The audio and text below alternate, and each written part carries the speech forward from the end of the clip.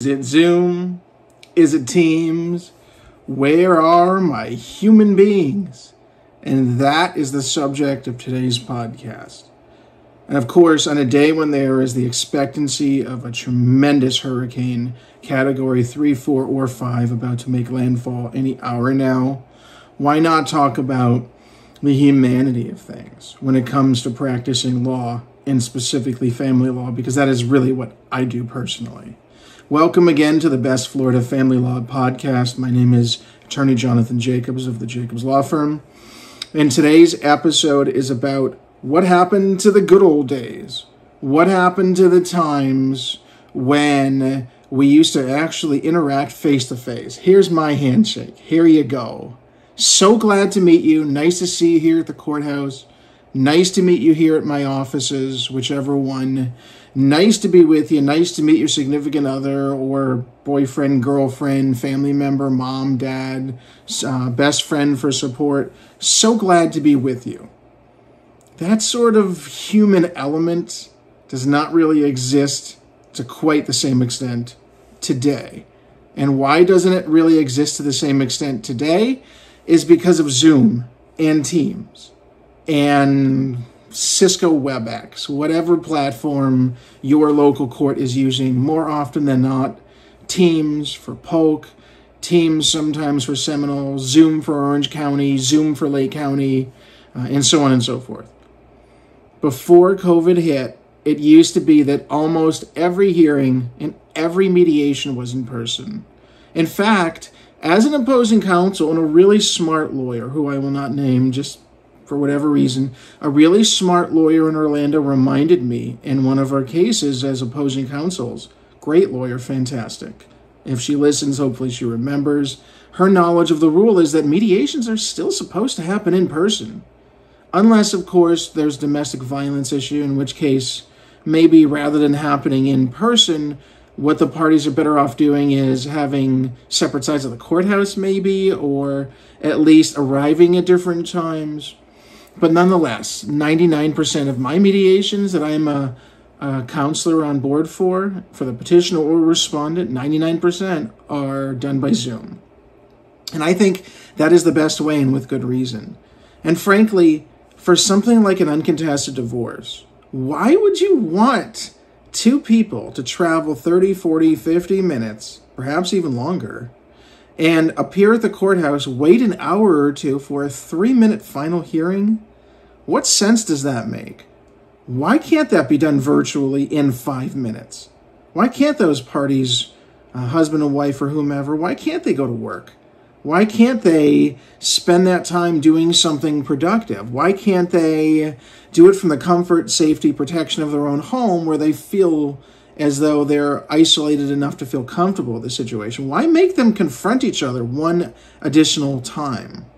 Because in an uncontested divorce, that doesn't really make sense. For a motion to compel hearing, which is what we call a non-evidentiary hearing, it's a procedural motion. In other words, we're going through the process of following the rules. It's not really about husband or wife taking the testimony of husband or wife against each other for an outcome. This is just, did they provide the documents? Yes, no, how many of them? Should they have provided all of the documents?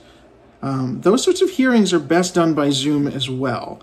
I understand that most evidentiary hearings, weather dependent, especially like right now, although the courthouses are closed in Central Florida for a couple of days at a minimum, most evidentiary hearings nowadays are done in person still, which is, I think, fantastic, because an outcome will happen and the parties sort of get a feeling for where they are personally, where they are professionally, where they are legally, and the judge can interact with and see the veracity of these people and witness, no pun intended, what's happening inside of the courtroom.